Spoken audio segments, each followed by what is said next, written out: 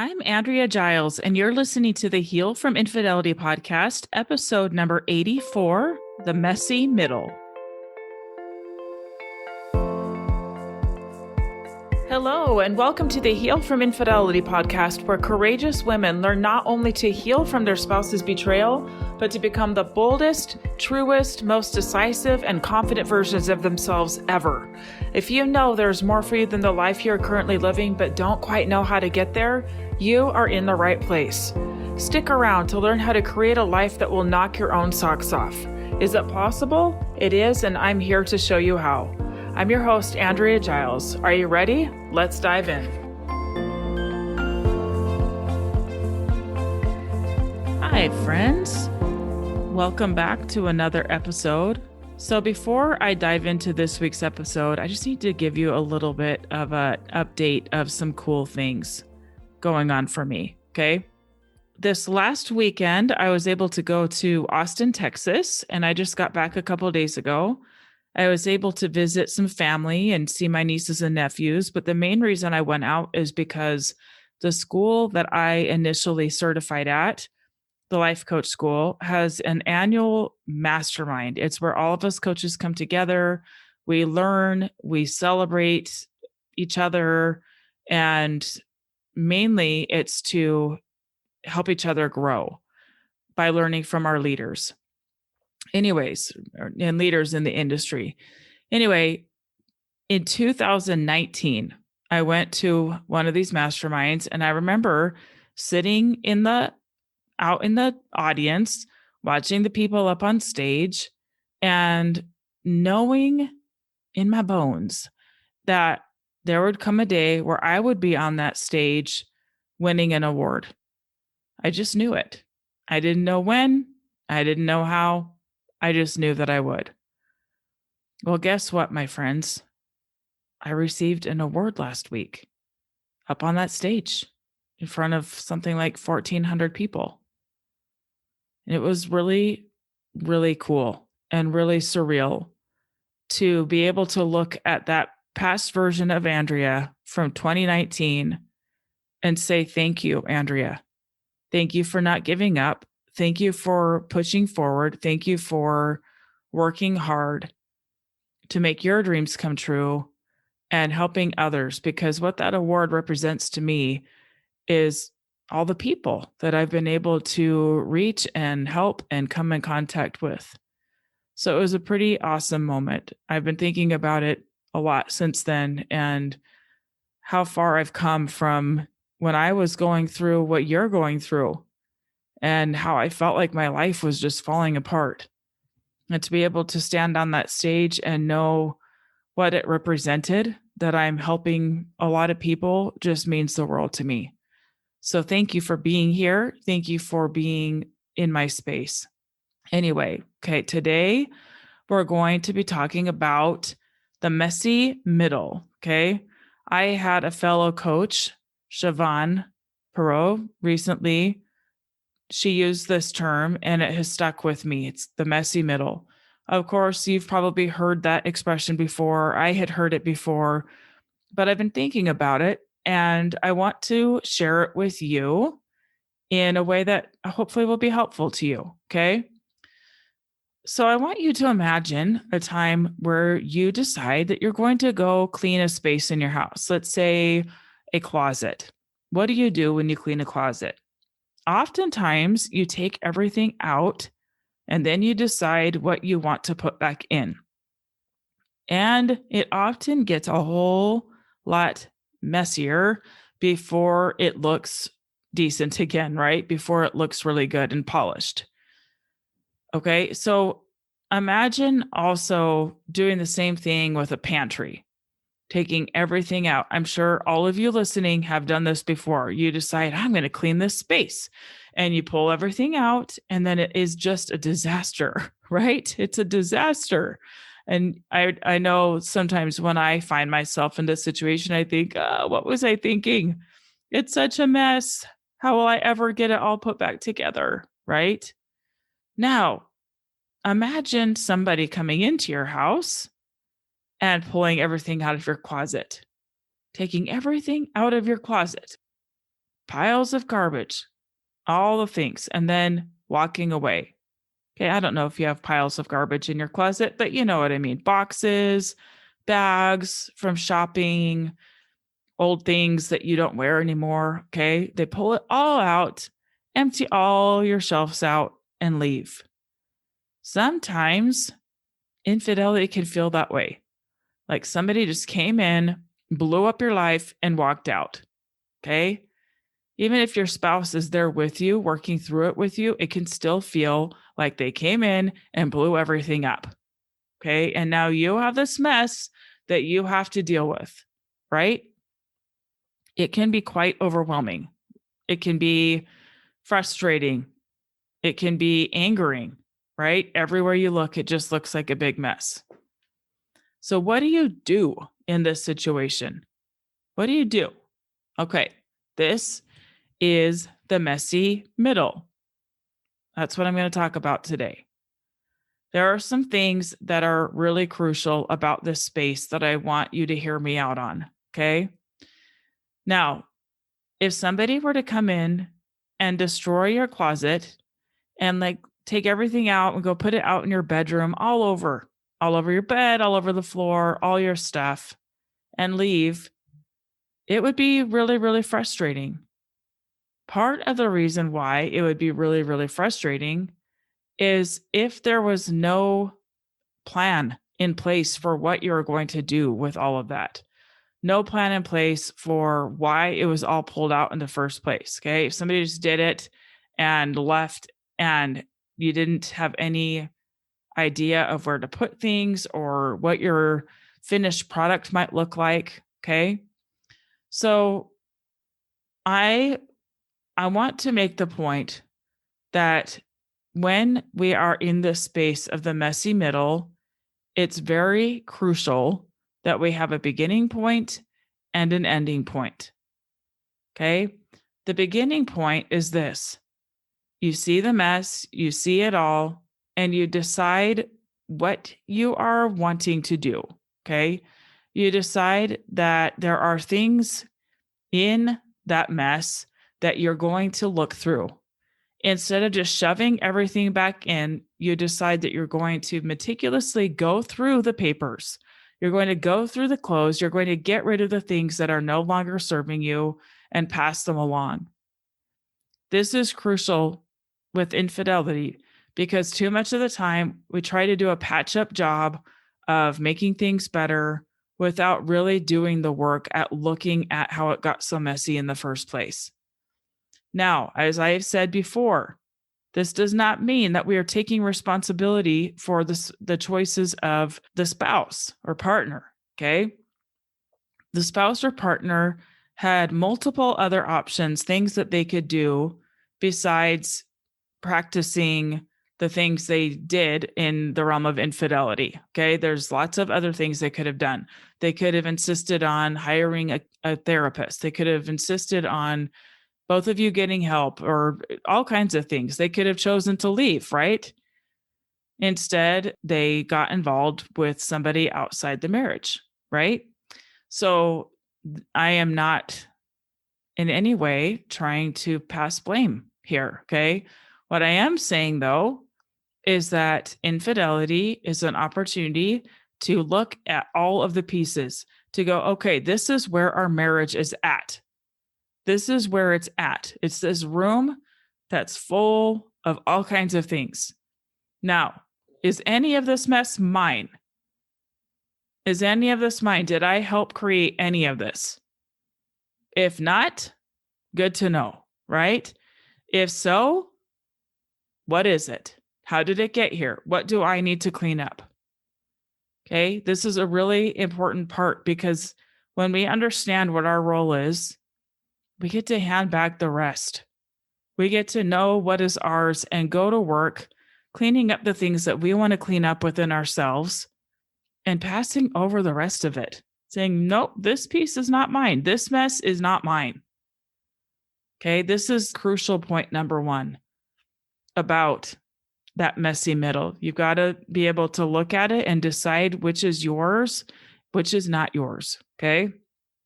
The second point about this messy middle is that you've got to have an end in sight. You got to be able to see what you're going for, a vision of what you're going for.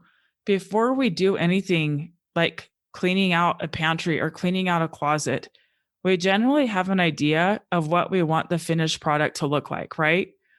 We might only have an image in our mind or a picture on Pinterest or something like that, but we have an idea of what it is that we're going for. And even if we don't get it Pinterest perfect, we can still get pretty darn close, right? We have an idea, we know what we want, we know how we want it to feel, and that keeps us moving. It keeps us going in cleaning up the messes and continuing to work until it's done. Okay? Now, I recently stumbled upon a book that is by a man named Scott Belsky. The name of the book is called The Messy Middle: Finding Your Way Through the Hardest and Most Crucial Part of Any Venture. It's kind of a long name, right? This book is actually geared towards businesses, particularly entrepreneurs. However, as I was preparing this podcast, I was thinking about some of the points he makes in this book and how they are very applicable to the messy middle of infidelity, that space in between where things get put back together, that space that feels very, very messy. He uses some statistics to teach what many of us know, which is that most businesses fail. Did you know that? Statistically speaking, most businesses fail. When people decide to start a new venture and get a loan or whatever they do, most of them fail. And the reason why is because the business owners give up while they are smack dab in the messy middle. They decide it was a dumb idea, that it won't work, that if it was going to work, someone else would have figured it out by now, that they're not a good business owner, that they don't know enough, that the statistics are stacked against them, etc., etc. So they quit. Okay, they walk away. In this book, Scott Belsky addresses this, and he teaches 3 points on this about what has to happen to see you through the messy middle and to the other side. Okay. Now, just to be clear, I know that you're not in a business situation, you're in a marriage, and it is different. However, I want you to hear me out on the things that are the same. Okay. Just like the business owner who wants desperately to build a business, what you are doing probably feels impossible sometimes. Building an incredible life after infidelity, not just a good enough life, not just a good enough marriage. We're talking about knocking it out of the park and building something incredible. Okay. In light of what I said at the beginning of this podcast about earning that award, part of why it meant so much to me is because back in 2019, I was brand new and I own my own business. I started it from scratch. I started out with 0 clients, 0, with 0 income. And that was at the beginning of 2019. And I have now built my business into a multiple 6-figure business. I could not see how it was all going to work at that time. I did not know the how. I didn't know how. I simply could not have known. I just knew that I would. I knew that I had a fire in my belly to help a lot of women get through the pain and ache of infidelity. I spent so much time thinking about my people all the time. How can I reach them? Okay, that didn't work. How about this? That didn't work. What about this? That didn't work. Okay, until I started to have clients come to me. And then they started referring me to other people. And then I decided to launch a podcast in 2020. And on it goes, right? I could not have seen how it was all going to work. I just knew that it would. I knew that I was going to stick with it until I did. And I think it takes the same gumption, the same kind of grit to work through the messy middle to the other side of infidelity. Many people quit. Many of the books that you read, many of the articles that you read are coming from the lens of people who quit. Okay, I'm not trying to be harsh, but so many people quit while they're in the messy middle. This is too hard. This is too painful. If it were really possible to heal fully, more marriages would stay intact. You probably hear these things, right? Guess what? They're wrong. There is a way through to the other side. There is. Okay? There is a way through, whether you stay in your marriage or not, depending on your very individual circumstance. You can get to the other side of the messy middle and live in an incredible life. You will not hurt all the time. Okay? If you stay this course and don't give up when it gets really messy and really hard, and just assume that this is the best your life can be, you are going to blow yourself away. You're going to be amazed at what you can do. Okay? So I want to teach you the 3 points that this author teaches about getting to the other side of the messy middle. Okay? Point number 1, making it through the messy middle determines victory or failure. Okay, that might sound very basic, but it's not. Okay? Like I said, so many people don't make it through messy middle. They quit. They back off. They say, I guess this is it for me. I guess this is the best I can do. Okay? Making it through the messy middle determines victory or failure. If you quit while you're in the messy middle, you will not be able to have the marriage that you want or the relationship with yourself that you want. Keep going. Okay? Keep going during that messy middle. There will be a victory on the other side of it. And you know what? You're probably closer, much closer than you think you are. Number 2, maintaining self-awareness in times of difficulty and prosperity is vital to surviving after your journeys start. Okay, so I think this point has a really important piece to it. Okay. Maintaining self-awareness in times of difficulty and prosperity, not just when things are hard, but also when things are good. Because sometimes in that messy middle, some of the mess is going to be good. Some of it's going to feel a little tougher. Okay. Why is self-awareness so important in both the good things and the things that are a little harder? I'll tell you why. For example, let's say that your spouse is behaving the way that you want them to. They're saying the right things, they're doing the right things, okay? If you stop being self-aware of why this feels good to you, and it becomes this game of just needing the validation to feel safe in the relationship, what happens when he stops saying those things to you? Does your self-esteem plummet? Do you start to get panicked? Do you start worrying about what he's doing? Okay, I hope you can see where I'm going with this. When we outsource how we feel about ourselves, when we outsource how well we are doing to what's coming in, what the inputs are, it becomes quite shady and shaky. Maybe not shady, but shaky. It becomes shaky. Okay, because we're depending on something outside of ourselves. So if we can maintain that self-awareness of why we're feeling the way that we are, where we're getting our input. Is it coming from myself? Is it coming from something he's doing? And just being aware of it, it will help us to keep going in that messy middle and not crack, okay, when things get hard. Okay, and number 3, double down on what works well to accomplish the most. Double down.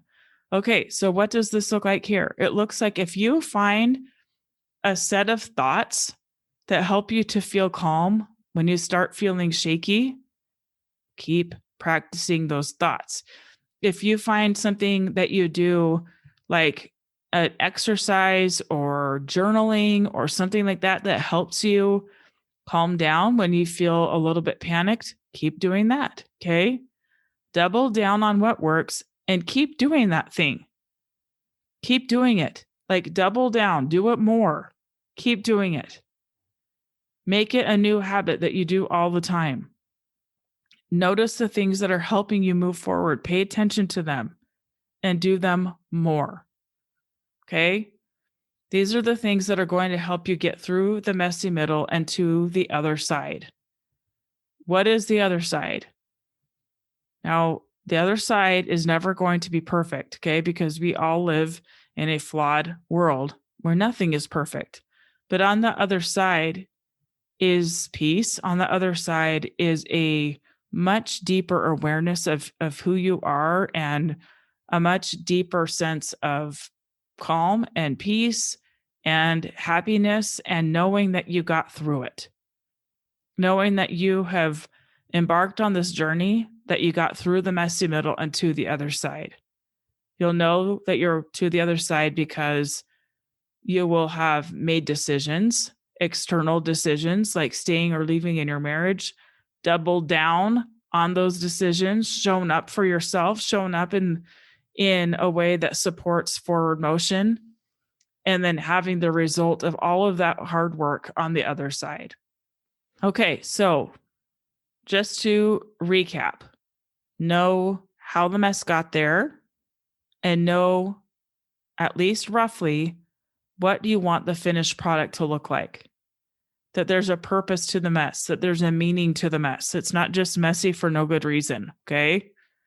Now, I want to just say that if you don't know where you're going, and if you feel really, really lost, if you're in the middle of a mess and you don't quite know how to put it together, if you're in the middle of a mess and you don't quite know what to do with all the things sitting in front of you or how they got there, I want you to come talk to me about joining my brand new group. I just opened a group. It's called No One 90. It's for you. It's for this very situation. I know what it's like to sit in a mess and not know what to do with it. It's a very lonely place to be. It's a very overwhelming place to be, and it can seem to go on and on with no end in sight. I want to help you get clear on an end in sight, what that looks like, how you're going to get there, exactly how you're going to get there. Cleaning up the mess, getting on your way, getting out of being stuck and on your way. If this fits you, please come talk to me. The link is in the show notes where you can come and schedule a call with me. You can get on my email list, Andrea@AndreaGiles.com, where you will get information about this program. You can message me on Instagram. There's lots of different ways you can find me, okay? This matters. This matters.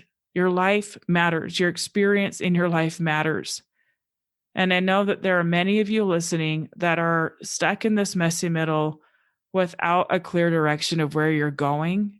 And I want to help you with this, okay? I've got space for 20 women, and the spots are filling up. If you're interested, come talk to me. The doors close in a week. After this episode is released, they close in a week. If you are interested, come talk to me and we can get you in. Okay, my friends, go love yourself in the middle of your messy. Give yourself love, compassion, and know that it is normal. Okay, it's normal to feel out of sorts and messy in that middle space, and know that there is purpose and meaning in it and that you will get to the other side. Okay, that's what I have for you today. I love you. Thank you for being here, and I'll see you next week. Bye-bye. Thank you for listening to the Heal from Infidelity podcast. If you would like to be kept in the know about upcoming free classes, new podcast episodes, and other ways of working with me, go subscribe to my weekly email. You can subscribe at AndreaGiles.com/lies-about-infidelity/. Again, it's AndreaGiles.com/lies-about-infidelity/. I will see you next time.